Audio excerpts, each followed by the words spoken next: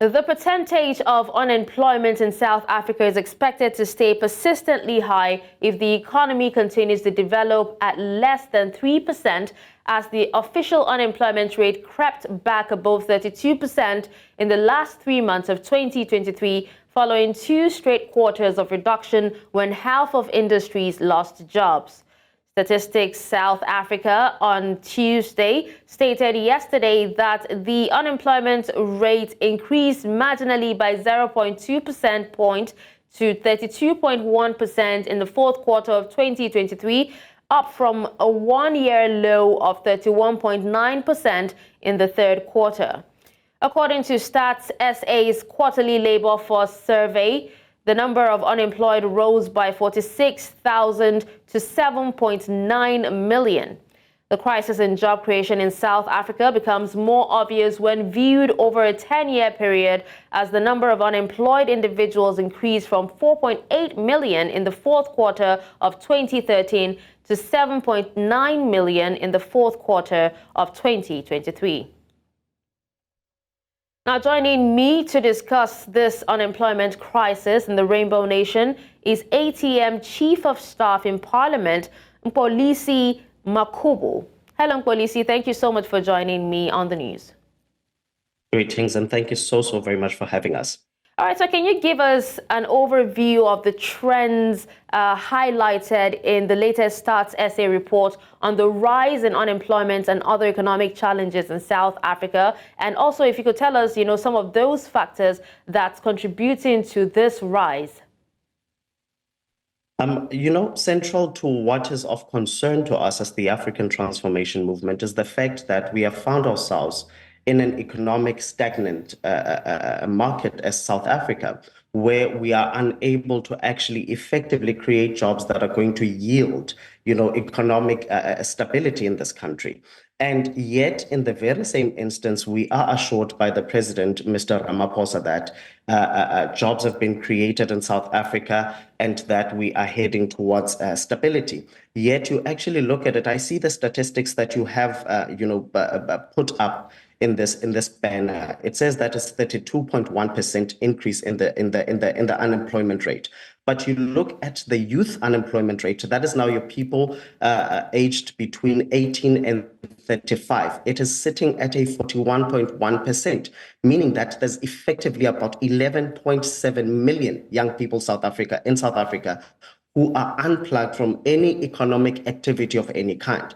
And we see this, unfortunately, as a factor that is contributing to the lack of political will as far as the South African space is concerned in converting the current space that we're in, so that we are able to actually build economic reforms that are going to inform economic stability. You look at the closure of businesses, you look at it, because of the load shedding effects that have been so exacerbated in South Africa, small businesses have had to effectively shut their operations. Businesses have effectively had to retrench people in South Africa. So it's because of the many issues that we are facing in governance, from your corruption to maladministration, which the ANC government is not willing to sort out and solve. That is why we find ourselves here. And it is because of that you'll see that investor confidence in South Africa is also dwindling.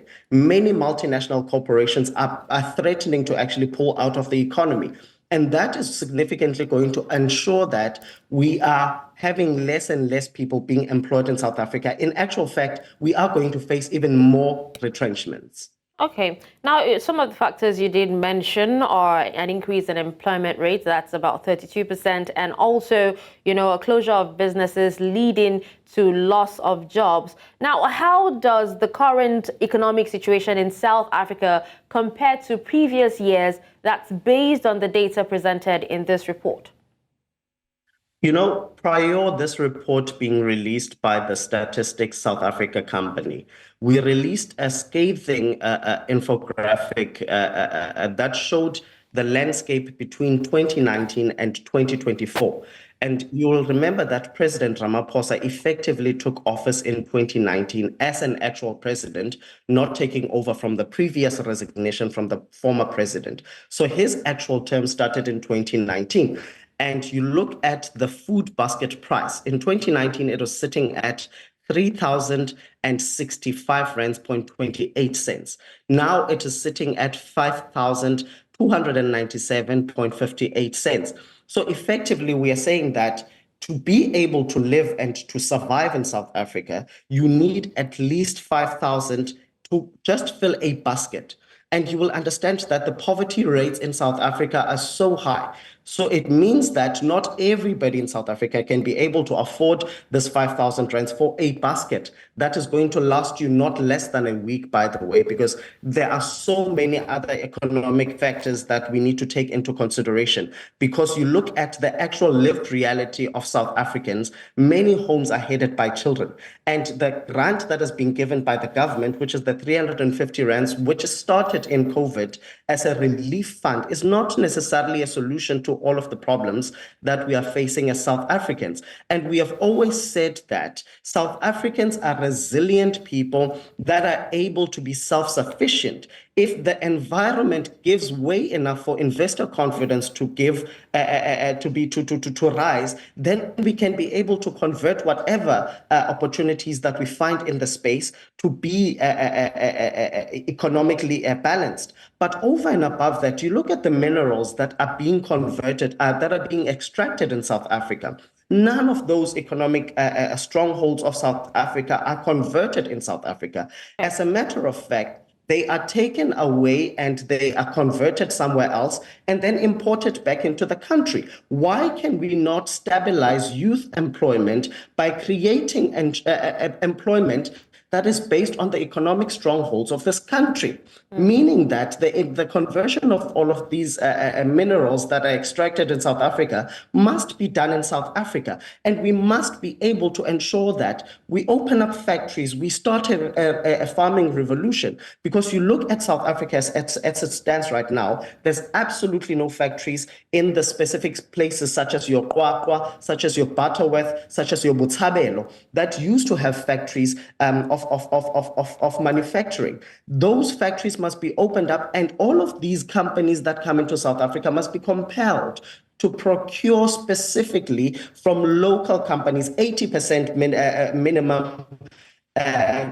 procurement margins must be set, so that we know that the employment rates within specific communities as a result of these cooperatives that are going to be created in the form of factories can be able to assist us in curbing the unemployment rate. All right.